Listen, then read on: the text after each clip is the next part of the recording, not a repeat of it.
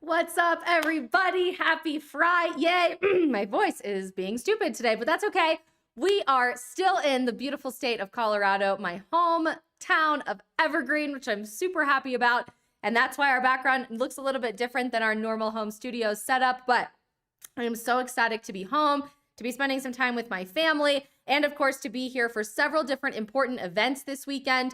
This morning I spoke in 2 different sessions to Summit Ministries, which is kind of like a Christian summer camp for high schoolers and college students to equip them with the tools that they need to share a biblical worldview with the world around them. It was such an empowering and enlightening and thought-provoking conversation that I had for about 2 hours with the 185 students down in Manitou Springs, Colorado. And tonight I'm switching gears and headed downtown to downtown Denver for the Western Conservative Summit to introduce the winner of the Under 30 speech contest that they put on at the Western Conservative Summit every single summer. I won that contest myself right after I graduated from college in 2019. And so it is always very, very fun for me to be back at the Western Conservative Summit. I have had an amazing growth of community over there over the last few years, and they are doing so much important work. So I'm very happy to be back in Denver at Western Conservative Summit and see so many old familiar friends. Tomorrow morning, I am hopping on a plane very early at like 5 a.m.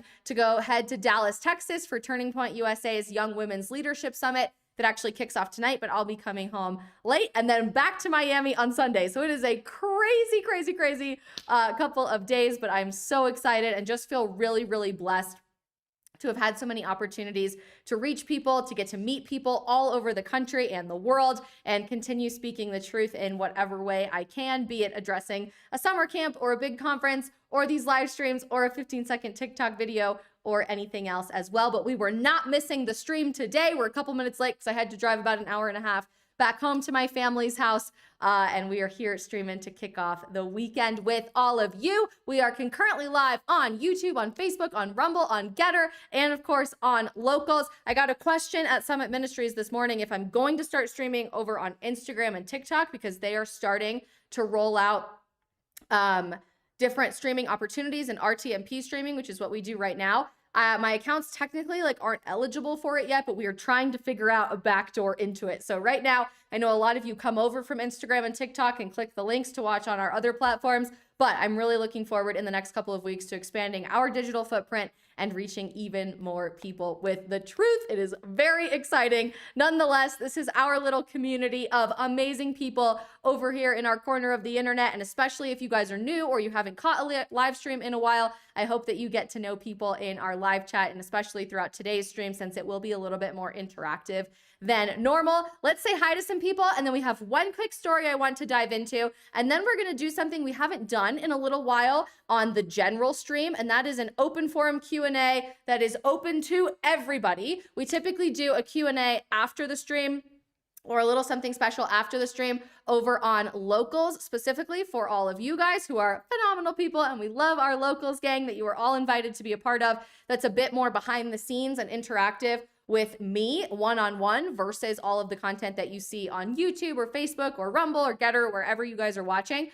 Today, we're going to open it up to everybody because I am on a Q&A kick. This morning when I was speaking at Summit Ministries, I spoke for about 40 minutes and then I did about an hour and a half of Q&A about literally anything under the sun, and it was so much fun. I love Q&A, and I got to answer some really interesting questions that got my brain going. So since I'm already on Q&A mode and on a bit of a Q&A kick, I wanted to open things up to all of you guys, not just to our Locals fam. You guys are amazing. You're all invited to be a part of Locals, by the way, but we wanted to get some questions from everybody. So we'll talk about this first story, then do some fun Q&A, and then we will kick off the freaking weekend, which I could not be more excited for. Let's say hi to some people really quick, starting with our Locals gang. Thank you guys always so much for supporting my content and making all this financially possible as well. African Warlord, Alex, Johnny are here. We've got, as I'm scrolling, several more of you guys watching, which I love to see. The Getter gang is kicking off in full force with Heinz. So glad that you are watching over on Getter. We've got several people watching over on Rumble and saying hi to our YouTube gang. Leon is watching, Tia is watching and says, loving your streams and content, sending love from the UK. Thank you so much, Tia. You are awesome. Adam is watching. Dutch Canadian Morgan is watching from the Netherlands. Joseph is here. Orthodox Russ is here. And so many others. Very grateful for you guys and excited to take all of your questions here in the next couple of minutes. First, though, I think it's really important that we unpack some of this. I was really fascinated this morning when I was speaking to 185 Christians of all different denominations, and maybe people still even exploring their faith at the most foundational level at Summit Ministries. If you've never heard of Summit Ministries, they are a national organization but have locations in Colorado, in Georgia, and I think also in Arizona. But I obviously found out about it through being here in Colorado and networking with the Christian community here. And it's kind of like a summer camp, kind of like a conference, kind of like a church retreat, all wrapped into one. And they do 2-week sessions for high schoolers and college students and young professionals to come and learn more about a biblical foundation of what we believe as Christians, about how we live with a biblical worldview in a world that's rejecting all of that. And I was asked to come speak on their very last day today before they go home and they transition into a new group of people for the next 2 weeks, which I'll also be speaking to in a few weeks, about how they take everything that they've learned with them after they have graduated from the program and go back into their lives in their high school classrooms, on their college campuses, in their church groups, in their jobs, or whatever. And I was so excited to see how on fire for truth, how on fire for God, how thought-provoking and philosophical and deep the 185 students I got a chance to speak to this morning really were. And one of the topics that we ended up talking more than anything else about was gender theory, which is hardly surprising to me because I think gender theory has very quickly evolved into being the forefront of cultural, political, philosophical, religious issues of our time. It is easily the most influenceable side of our culture today, and I believe is making the biggest impact in fundamentally changing American and Western culture faster than anything else, and therefore our religious institutions and our political institutions and everything else as well. And I was obviously speaking to other Gen Zers, my peers, in high school and in college, and every one of them intimately had an experience with someone in their life transitioning their gender, dealing with their sexual orientation, being told that their pronouns were changing every single day, and personally knew people in their lives who were transgender and are transitioning earlier and earlier and earlier in their life, which I find absolutely fascinating because I'm watching the conversation about gender theory transition, no pun intended, from being geared towards adults to being completely bombarded, shoved down the throats of kids in real time. And we are all watching that happen in real time and are rightfully concerned about it. But when we start asking the powers that be and the people leading this conversation about who the intended target audience of the transgender conversation is, they're starting to say younger and younger and younger and younger. And this is an old clip that I'm about to play for you from a Biden press conference, not a new clip. It was a few months ago, I believe, and this is not a new piece of information when it comes to what our government is doing, but I want to remind you because I think it's easy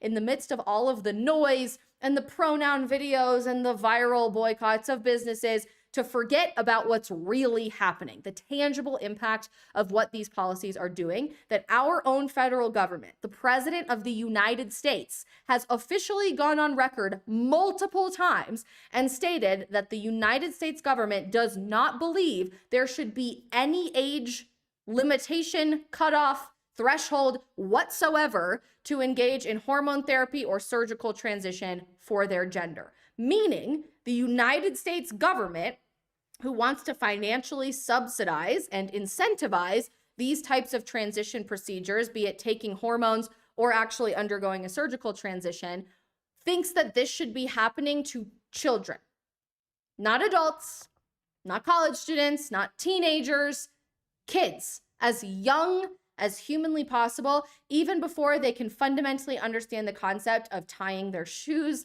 or buttoning their shirt or zipping up their jacket or what gender identity actually means to them. And don't just take my word for it. I want you to listen from the mouth of the President of the United States what our government and what our culture, therefore driven by the President of the United States, is doing today. Take a look at this. It's wrong that extreme officials are pushing hateful bills targeting transgender children, terrifying families, and criminalizing doctors. These are our kids. These are our neighbors. It's cruel and it's callous. Not somebody else's kids, they're all our kids. Did you catch that? We're going to watch that again and pause and react. It's wrong that extreme officials are pushing hateful bills targeting transgender children.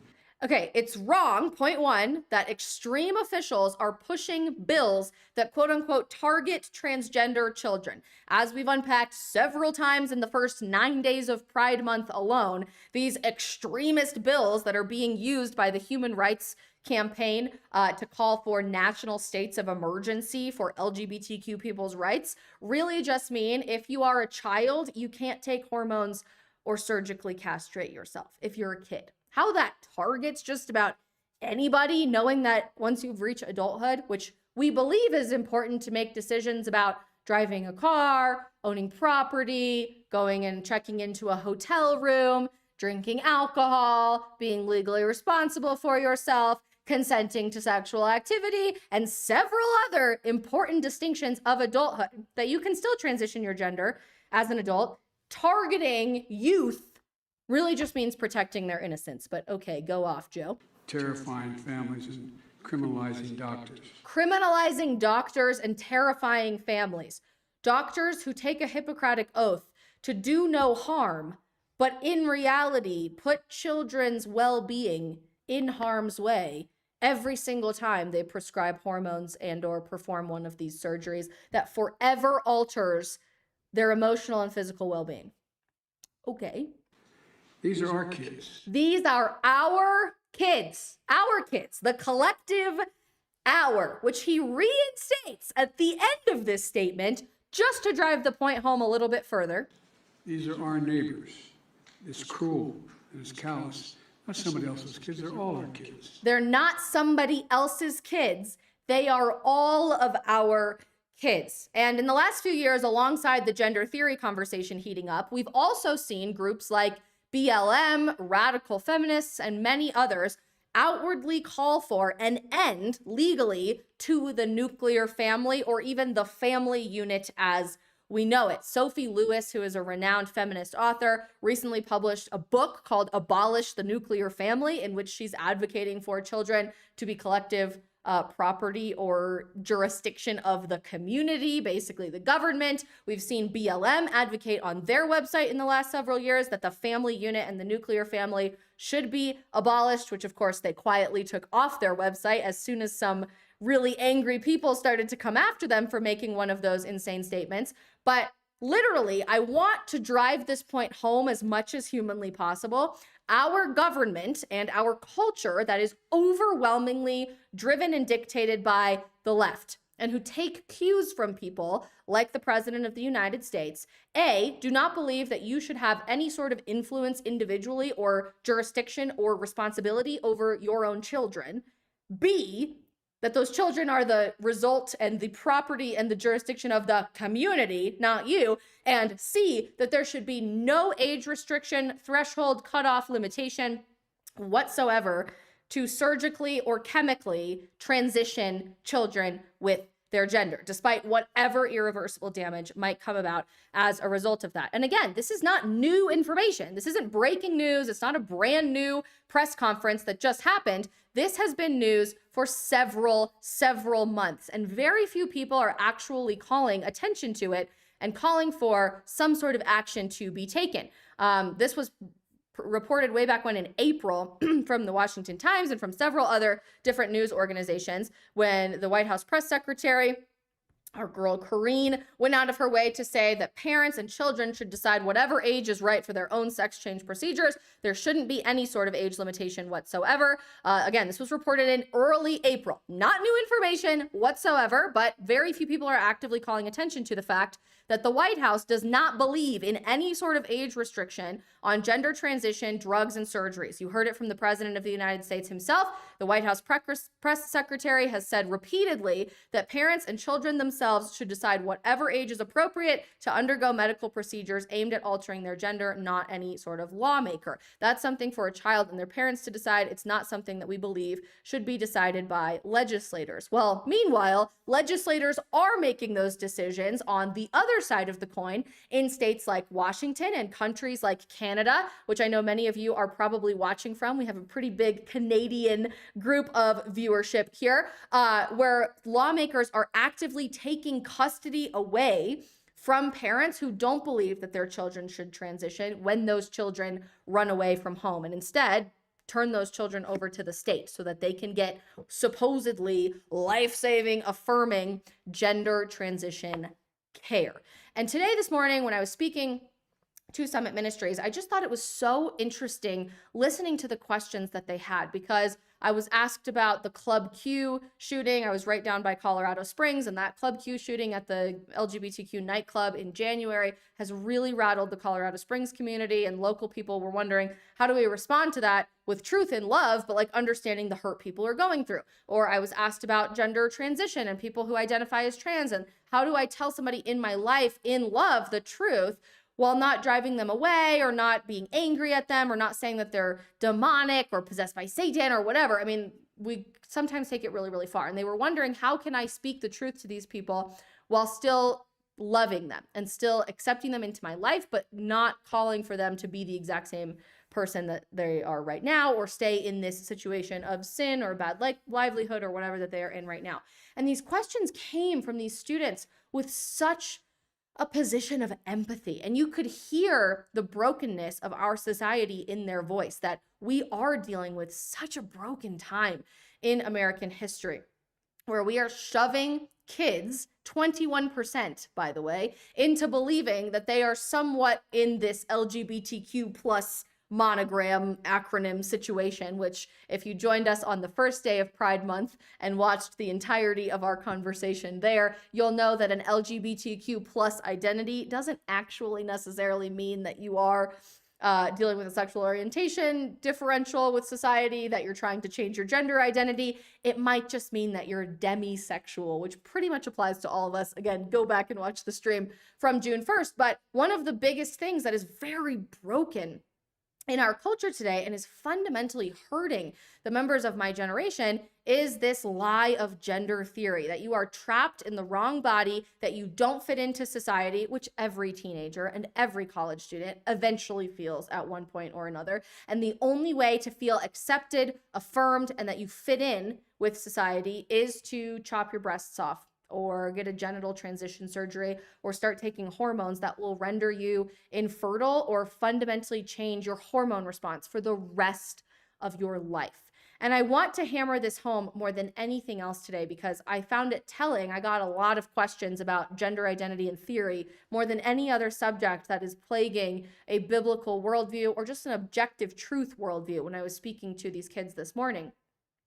If we truly have compassion for the members of my generation, if we truly have compassion for people who are hurting and are broken so much that they've been taken advantage of to believe that they need to harm themselves physically or through medication in order to feel better about their life, if we genuinely have compassion and empathy and love for the people around us who are desperately seeking for acceptance, for meaning, for a purpose in life, for a hope and a belief in something that is bigger than the brokenness of this world, we have to start calling this stuff out for what it is. The lies of gender theory, which have become the forefront of the LGBTQ plus conversation and Pride Month this year. And interestingly, Dave Rubin, who had the tweet over that video that we just watched, said something so interesting on Twitter the other day, that there is no room for a T in the LGBT community, because the T's want to chop things off, the L's and the G's, and make sure that there are no such thing as L's and G's, because they have to become T's, which I found very telling and very interesting, that basically the entire Pride movement, the entire rainbow flag, the entire LGBTQ plus acronym really boils down to, you have to be trans or you don't fit in. You have to be trans or you're not progressive. You have to change your gender or you are a bigot and you are evil, and somehow you're also a white supremacist and you hate women and all of these things. When we go out of our way to confront these lies and replace them with the truth, that the only way to truly love these people who are so broken is to say, I want better for you. Then deciding at 8 years old, you are going to be infertile for the rest of your life. You're going to transition your gender and you can never go back, despite what they tell you that it's just delaying puberty. It's not. Please go out of your way to do your own research on that. I want more for the 12-year-old girl who is brutally and mercilessly bullied in school by the other girls, like every 12-year-old girl is, to believe that she has to undergo a voluntary mastectomy or hysterectomy, putting herself through menopause before she ever goes through puberty, and probably rendering herself unlikely to ever have a positive and successful sexual experience for the rest of her life ever again. I want more for her. And when we're speaking the truth, I think sometimes people from a truth-based perspective and a biblical perspective and even a conservative perspective sometimes take it so far, and we're trying to overcorrect for how absolutely zealous some of these people, like the President of the United States, are in trying to transition your kids, which he calls our kids, freaky. Don't let anybody ever say that to you, ever, if you're a parent. We sometimes overcorrect, and we have this tendency to want to like own the libs and create viral clips and make fun of people or put them down and say, you're all demonic, you're all governed by Satan. I want to challenge you today, based on these very compelling questions I got this morning at my speech, to look at this brokenness in our world, to look at the success of the trans movement, to look at how people are being so easily manipulated, and to see those people as just that, people. 99% of the time, there are horrible people out there who do have unbelievably nefarious agendas and want to completely turn the world upside down. There are. And I'm never going to pretend that that doesn't exist. Spiritual warfare is a very real thing. But I believe at least 90% of the time, most people who are buying into this gender theory stuff don't know any better. They have no idea that taking testosterone for several years before you go through puberty or while you're going through puberty is probably going to make you infertile. They have no idea that when you create a fake vagina or a fake penis and invert whatever situation God actually gave you there, you're probably never going to have functioning genitalia for the rest of your life, and it's going to be painful and awful and even life-threatening sometimes to have sex. And they don't want that for their kids. Parents don't know that that's what the conclusion of those surgeries actually is. All we are told is that the only way to have compassion is to affirm where people are at immediately, because as these doctors and school principals and the psychologists and everybody tell parents, if you have a daughter who's going through a struggle with her gender identity, would you rather have a dead daughter or an alive son? We hear people like Chloe Cole talk about this all the time. The sad reality is this. If we truly have compassion for these people, the last thing on earth that we would ever want to do is confront their most basic biological functions and change them, manipulate them, and invert them from the inside out. The last thing we would want to do is render people literally infertile. The last thing we would want to do is destroy any sort of hormone signaling response in the brain and basically fry the brains of all of the kids in the next generation from ever being able to respond to stress in a positive way. Therefore, probably making them clinically depressed and putting them on a whole host of other clinical drugs for the rest of their life. The last thing we would want to do is put kids in a situation where new studies are suggesting your chance of suicide actually increases after you've gone through transition, either chemically or surgically. That's the last thing we would ever want to do. So if that's the case, why are we still silent? You are not an evil person if you suggest that the trans movement has gone way too far and is very specifically targeting children who don't know any better to confuse our world and make us angry. You are not an evil, transphobe, crazy zealot for saying you want more for people than a shallow temporary band-aid that's actually only going to cause further destruction later on down their life by transitioning. You are not a bad person if you suggest that genital mutilation of kids should not be allowed at any age of childhood, but particularly at whatever age you want, like the President of the United States and our White House press secretary and our executive branch and many, many people in positions of power in America today. Sometimes loving people means telling them something that's very difficult to hear, but we don't have to say that with anger. We don't have to say that with this overcorrection mentality of like, own everybody who's different from us. We can speak the truth in love and encourage people to be the best versions of themselves. I don't know who needs to hear this today, but I shared this with the group of people that I spoke to this morning, the high schoolers and college students. Could you imagine for a moment, I just want you to close your eyes. You can listen to what I'm saying. Close your eyes for a minute and think about who you are today. Think about the you that exists right now, the Magic Deaf, the Nitty Witty, the Alex, the Altorna, the African Warlord, the Dutch Canadian, the Joseph, the Lucinda, all of you watching, the you that you are right now. Close your eyes and ask yourself, am I okay if for the rest of my life, this was the me that I have to be every single day from here on out? All of my shortcomings, all of my laziness, all of the sin and bad decisions that I make, and we all do it. We don't like to confront it, but we do. Would I be okay being this version of myself for the rest of my life?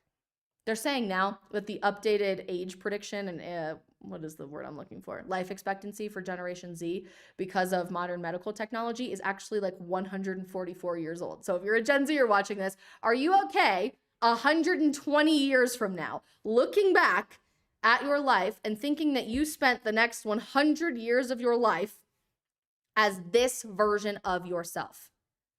And when we ask ourselves that question, it's incredibly obvious that all of us would say, no, of course we don't want to be this version of ourselves. I'm not nearly the person that I want to be. I have so much growing and changing and development and spiritual growth that I want to go through. So why then have we accepted the version of love that our culture is promoting to be, you are perfect just the way you are? We are going to affirm you just the way you are, particularly when it involves something as mentally strenuous and torturous as genuinely believing you are trapped in the wrong body. Could you imagine if we affirmed or accepted people's anxiety or depression or suicidation or substance abuse or schizophrenia or dementia? I mean, could we imagine if we said, it's okay, you're perfect just the way you are. We are going to help you become more that thing. We desperately need to be confronting this massive cultural lie that is wreaking havoc on far more than I think we realize. This is far more than pronouns in your Instagram bio and what name you go by, or even hormones and gender transition surgery. This is going to impact our birth rate as a society later on down the line because people will be unable to have children. This is going to impact potential long-term relationships for my generation who are rendering ourselves unlikely or completely impossible to have successful intimacy experiences with our future spouses, which we aren't getting married anyway. We have the lowest marriage rate since we began recording marriage rates in all of American history in 1867. That's when we started recording it. But could you imagine the number of failed marriages that are going to come about because of those results that are happening now with this conversation? This is impacting whether or not someone might commit suicide who could become the next president of the United States, or the next pope, or the next pastor like Billy Graham to bring revival back to our country. This is going to impact so much more than I think we realize. And if we can think about it from this big picture perspective, and we're willing to speak the truth in love to those around us, I think we have to start with gender theory. Before we tackle any other topic, before we handle any other cultural fight, before we can go on offense for any other issue, it starts with understanding if these people, if those small percentage who genuinely do have a nefarious agenda can convince you that the most innate, basic aspects of your identity, driven by your chromosomes and your gender, how you respond to stress, what you look like, who you're attracted to, who's attracted to you, what your brain function looks like, what job you're likely to have, what your muscle mass and bone density, if all of those things can be sold to you as a lie, and you can believe that somebody nefariously, wrongly put you in the wrong gender by very oppressively assigning you a gender identity when you were born, you can convince people of anything, of any lie. If the most basic fundamental realities about who your identity is can be convinced in your mind to be wrong, anything can be a lie and anything can be the truth. If we're unwilling to fight for this now, during this Pride Month, during this generation, during this year, today, do whatever you can today to speak the truth on this, we're going to have a much different conversation a few years down the line. And I found it so telling, to wrap up this part of our stream, that was the number one issue people seemed to respond to. They were like leaning forward in their seats when I was talking about it. They had questions about it. People came up to me afterwards about it. It's out there and it's real. So are we going to sit down and let it continue going off the rails into lunacy? Or are we going to speak the truth in love to those broken people who desperately need somebody to love them enough to tell them the truth? The answer is yours. It's up to all of us, but it has to start with our call to action and our willingness to fight on offense. All right, we've had a ton of people come into the stream in the last few minutes, tons from all over the world. We've got people watching in Austria, which is awesome. I love seeing you guys in the chat. Lots more people from the UK. We've got some Canadians in here. We absolutely love to see it.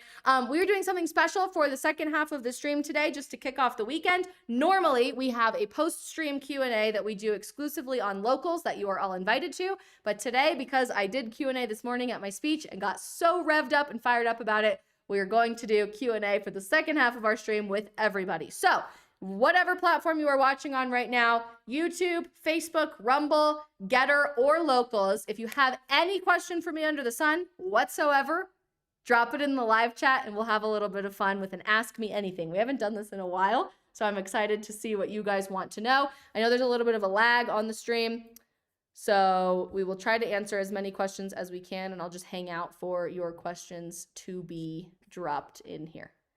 I probably won't be able to get to all of them, by the way, but we'll try to answer as many as we can.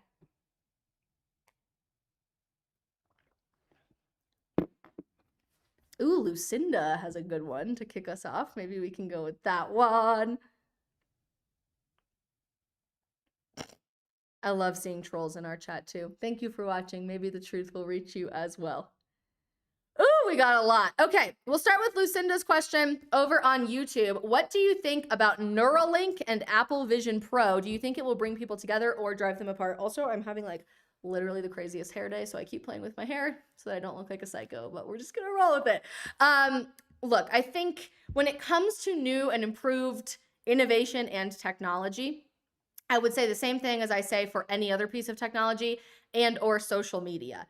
It is a tool that could be used for really, really good, or it very quickly could be used for really, really bad. I will never get an implant chip planted in my brain ever. I think the Neuralink in and of itself has a much higher likelihood of an extreme nefarious agenda than like a VR headset, which I have played with in the past and I think could be used for good.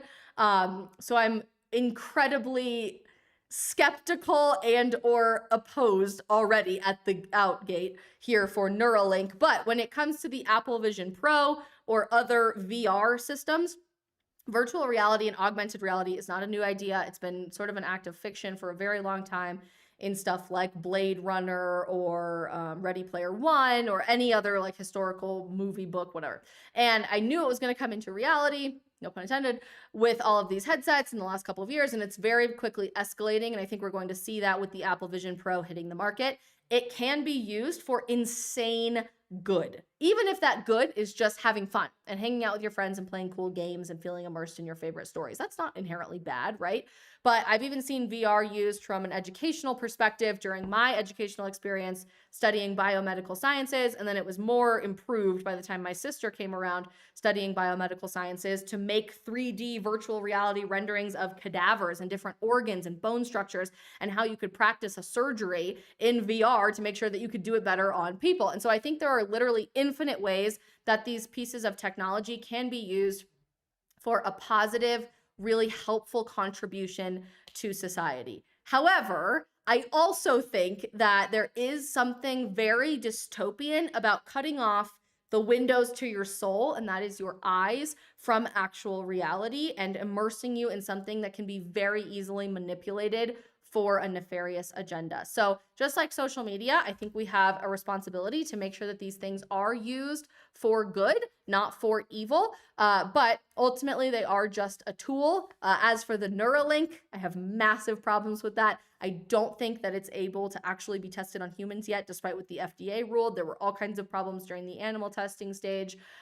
And I will probably always be opposed to a chip in my brain. So that's where I am at with that. Thank you so much for your question on YouTube, Lucinda. If you guys have any questions over on Rumble, don't forget to drop that in our live chat. Ooh, Magic Death. What's your thoughts on Tucker's monologues on Twitter? I'm really excited to see Tucker as an independent voice, an independent content creator. He has long been a person that I think just hasn't really quite fit into the realm of cable television and corporate media. That being said, he's coming from the world of corporate media and therefore is so used to that system of deliverance that I would really like to see Tucker embrace a more individualistic and laid back and authentic style in his content that he's putting out as an individual now. As you guys know from watching these live streams, there's a fundamental difference from getting your information from this type of format in a live stream and on social media than watching cable television or watching some sort of programmed media, cable media, corporate media deliverance of that same information. It's a lot more loosey-goosey and a lot more go with the flow and interactive and casual in a social media perspective than in corporate television. And I have seen Tucker speak several times in real life outside of the realm of television, be it at Turning Point USA conferences. He came and addressed our White House intern group once with a phenomenal speech on the importance of getting married and having kids. And like that is going to be a much bigger legacy that you are ever going to have than working in the White House or working in politics. And I think I personally would just like to see a little bit more of that shine through. But I understand I am not the general audience that religiously watches Tucker Carlson. So that's just my 2 cents. But I am really encouraged to see people with a massive media impact, not just Tucker, but a lot of people coming from Fox and Newsmax, transitioning into this independent journalism, live streaming, more casual way of delivering news information and providing a little bit more of their own commentary, because the lack of rigidity in this system and in this way of delivering information just gives them a lot more freedom to say whatever's on their mind and share their personal opinions with everything. We got a lot of questions over on locals, so I'm trying to pick just one to start with. You guys have so many. Oh my gosh, this is a lot. Alex, I'll start with yours because it's a good one. Will you be at the Life Day in Washington, D.C. later this month? Really thinking about going. If you guys didn't already know, there's like a whole rally on the steps of the Lincoln Memorial on June 24th, which is a Saturday. In a couple of weeks, the anniversary of when Roe v. Wade was overturned last year. Whoop, whoop. We love to celebrate. I actually will be here in Colorado giving a speech on the 23rd, so I'm trying to decide if I can even make it to Washington, D.C. that day. I'm going to try. We will see. Even if I'm not there, you should absolutely go because there is going to be a lot of people who are awesome and that you guys love following on social media, speaking at the rally, making content there, and just celebrating a potential for a post-Roe, truly post-Roe America and a pro-life America moving forward. So I'm really excited about that.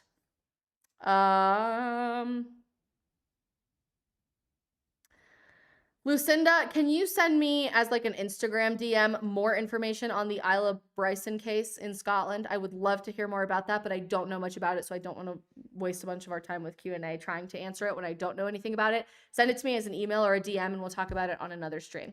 23 Fresh on YouTube. How was your experience on the Whatever podcast? I had so much fun on the Whatever podcast. Let me tell you, I was on, gosh, how long ago was that? Maybe in March? I think it was March. I think it was right before I moved to Miami. I can't really remember. But it was in March, I think, when I was there in Santa Barbara. And at the time, they didn't really have a lot of conservatives who had gone on the Whatever podcast. I think Amala Ekpanovi had done it once or twice, and Michael Knowles had just done it a few weeks prior to when I did it. But like, no other conservative Christian person had done the Whatever podcast. And so I was pretty early to the fold. Now they have a bunch of conservative girls on almost every single panel, which I love to see. And I think more conservatives absolutely should go on the Whatever podcast. We need a lot of great conversation there. I loved Lila Rose's episode. My friend Bernadine was on a couple of weeks ago. Jamie Chandler, I think Chandler's her new last name, Jamie Chandler was on from the Conservateur the other day. They've had really, really great guests in the last couple of weeks. So I love seeing that. But interestingly, I walked into the Whatever podcast expecting to like be guns a-blazing and have to really fight for a rational, anti-feminist, conservative point of view. And I was absolutely floored. We did this podcast for like 5 hours, and every single other girl in the room, one of whom was a recovering sex addict, one of whom was an OnlyFans/pornography creator. A bunch of them were just really interesting, very promiscuous college students and young professionals. Every single one of them agreed with me that birth control was poisoning our generation and that we all need to quit. And we were all former birth control patients who all had quit, which was really exciting. That modern feminism was lying to women about what was going to make them happy, that we needed to reject hookup culture and a whole host of other things. So I was floored for all of the right reasons. And I have so much hope in Generation Z that we want something more than the very hollow lies of dating culture and relationship culture that America likes to pretend is progressive or is good today. I'm really encouraged to see more young people start to fight back against those lies and say that we want something more meaningful. We want a long-term intimate relationship. We want to get married. We want to have kids. We're just looking for something that's going to give us more purpose. And I was even hearing that from the left and from people who had lived an extreme version of the dating and relationship lifestyle that is promoted and normalized in America today. If you guys are ever curious for more of my takes on dating and relationships, we do a weekly series called Outdated that lives over in our locals community. And it's very fun, and we talk about all of those issues all the time. I would love to go back on the Whatever podcast at some point soon, but we'll see. So it was a very fun experience, and you guys can go find that on my YouTube channel. I like linked it in a playlist of me in the wild. If you go watch, it's linked on my channel. So if you didn't get a chance, you can go back and watch it. Let's see. Nitty witty. If children are being sterilized as a result of transition, do you think they will turn to cloning? That is interesting. I've never considered the cloning argument. I think they're going to try to do that anyway. They have been trying to do that for a really long time, and they've done it with animals, obviously. One of the first things that you learn about in high school biology is Dolly the sheep, who they successfully cloned. And so I think that there's a really interesting conversation there. I actually think before they go to cloning, the bigger cultural fight that's going to happen about removing fertility from people is going to be in this artificial womb situation. And we're seeing that promoted in two different ways right now. One person in Europe is advocating for this artificial womb facility like Ecto-Life. I don't know if you guys have seen me talk about that. I made an Instagram reel about that a long time ago, but we may have to retouch upon it sometime soon. That is like these birth pods, and they grow the baby in the pod, and you can like genetically modify and alter the baby as it's growing, which is so dystopian and so weird. But some other people are talking about and advocating for people who are brain dead, kind of like an organ donor, donating their body to be a surrogate while they're brain dead and kept alive by machines. And a lot of scientists are even suggesting that you could even use a male liver of a brain dead male to gestate and grow a baby that then would be C-section delivered. Very strange, very dystopian. But it seems silly when we all read The Giver in like 5th grade that there would be a concept where the family unit doesn't give birth to their own children, but is like a community responsibility, and then you get assigned those children, or even that the kids don't belong to you. I think that's a very real possibility and probably will be advocated for and or might happen through stuff like this brain dead surrogacy advocacy, or the birth pods like Ecto-Life. If you haven't watched those videos, please go look it up. It is very scary and very dystopian. But is something that we're going to have to think about, because our birth rate already is way too low to sustain, to replace our current population. Less people want to have kids, but even beyond that, our infertility rate has absolutely skyrocketed through a whole host of issues that we refuse to research, like, I don't know, the potential impact, I say potential, alleged, just to scare everybody here a little bit more, just kidding, it's actually just to cover our butts in case YouTube wants to deplatform us, but the potential impact of abortion pills in our water, which are never studied or accounted for, or anything else that is impacting fertility rates, in all kinds of stuff. So that's a problem. And then beyond that, I actually think this child gender thing ultimately is the end game to make everybody infertile, which is my tinfoil hat moment. But as Planned Parenthood has lost out on abortion revenue because of states promoting pro-life laws and us transitioning into a more pro-life culture and a post-Roe v. Wade culture, Planned Parenthood is replacing their lost business revenue by going after one thing, and I bet you don't know what it is, but I'm going to tell you. They are now the #1 distributor of hormone therapy, aka making kids infertile through taking hormones, in the entirety of the United States of America. They boast on their own websites that if you are a teenager, you can just walk in, no letter from a therapist, no actual history or diagnosis of gender dysphoria, and walk out the same day with a testosterone prescription. So absolutely crazy, but it accomplishes the same end goal in taking away the family unit, and could be very, very interesting. Very interesting indeed. All right, let's see. I know we can't get to a ton more questions because I have to go in about 5 minutes, but I'm gonna try to answer as many as we can. Daniel Maynard, how do you think feminists and pro-choice people that promote communism are going to react to China's new policy to try to get people to have 3 children? If you guys haven't heard about this already, the birth rate problem is not unique to the United States of America. It is happening all over the world. Japan cannot sustain their current population and are desperately trying to get people to have kids. And the disastrous results of China's one-child policy that drove so many issues all over the world, from forced abortion to babies being abandoned in dumpsters, obviously drove the need for an adoption industry out of China, has gone so far that now China cannot replace its own current population, and they have a crisis because culturally men are more preferred than women and are elevated than women in Eastern culture. And so people were getting rid of their daughters but not their sons, and now there are too many sons and not enough daughters, and there's not enough people to give birth. So China is going out of its way to actually incentivize people to have multiple children now, because people culturally have gotten used to, I can only have one kid, and they are desperately trying to get young families to have as many children as they can, ideally 3 kids. And Japan is doing the exact same thing. Many Asian countries are really struggling with the lack of replacement of their birth rate and an aging population. How feminists and communists, pro-communists, are going to respond to that, I don't know. I mean, I think modern feminists don't really realize that actual feminism is needed in places like China already, or the Middle East already, right? Today's modern American feminist is intersectional, right? So she supports BLM, and she supports Stop Asian Hate, and she supports abortion, and she supports gender transition, even if it's at the detriment of actual women, and she supports Islam, and goes out of her way to promote an end to Islamophobia and fighting any hatred towards Islamophobia, even if women have literally no rights in countries like Afghanistan or Saudi Arabia or Iran, but there's no ideological consistency there whatsoever. And she's also pro-environment, and she's also pro-communist, and all of these things, right? So like it always has to be intersectional, even when there's no ideological consistency there whatsoever.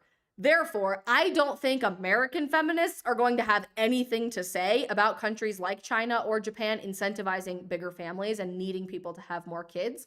It'll probably just be one of those things like gay people getting thrown off roofs in the Middle East, or any of the other issues that are happening with women in Afghanistan or women in Saudi Arabia or women in Iran. It's just an inconvenient reality that doesn't fit the narrative in America. And that's true of so many other issues where people trying to say that they're anti-racist refuse to admit any of the things that disprove their agenda. People who are trying to say they are an ally to the LGBTQ community refuse to acknowledge anything that then disrupts and dishevels their agenda. People who say they're feminists refuse to admit that modern feminism is celebrating men far more than they're celebrating women, and that actual feminism is needed in places like Afghanistan, like Saudi Arabia, like Iran, and like China. So I think it's just going to be one of those things that they inconveniently ignore and just brush aside and say, you know, it's okay, it just doesn't really fit what we're talking about.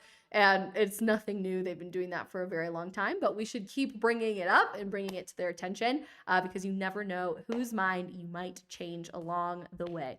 All right, you guys, before you go, please do me a huge favor and hit that follow or subscribe button on whatever platform you're watching on right now. I'm so grateful for all of you guys being here on YouTube, on Facebook, on Rumble, on Getter, and of course, our locals gang. I am headed to Denver this evening to go give a speech at the Western Conservative Summit, which I think you can watch in real time on their YouTube feed or on their website. If you guys are curious at all, I'll be introducing the winner of their under 30 speech contest this year. And then I am headed to Dallas, Texas for Young Women's Leadership Summit. If any of you guys are going to be there this weekend, I cannot wait to meet you in person. And hopefully we'll have the chance to meet all of you IRL very, very, very soon. I'm so grateful for all of your continued support of my content. I hope you have a fantastic week. And again, go out there and speak the truth in love. Our world has never needed it more. Thank you guys so much. Have a great rest of your weekend, and I will see you back on Monday for the stream.